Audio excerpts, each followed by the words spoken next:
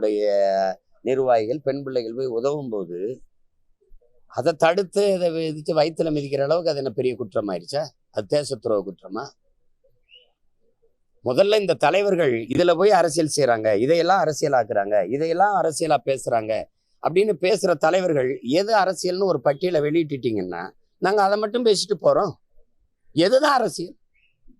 லட்சக்கணக்கா நாங்க எங்க கொல்லப்படுவோம் எங்க தாயகத்துல ஈழத்துல, அதை பேசக்கூடாது, அது அரசியல்.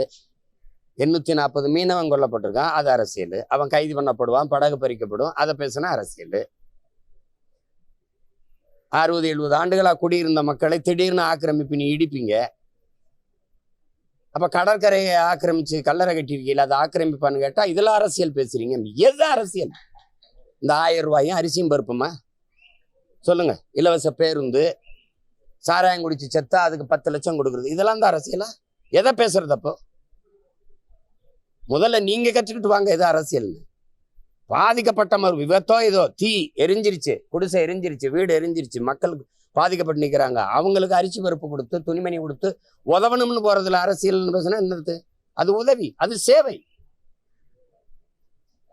அதை செய்ய வந்த பொண்ணை எதுக்கு அது கீழே விழுத்து வயத்துல மிதிக்கிறதுலாம் எவ்வளவு பெரிய கொடுமை அது.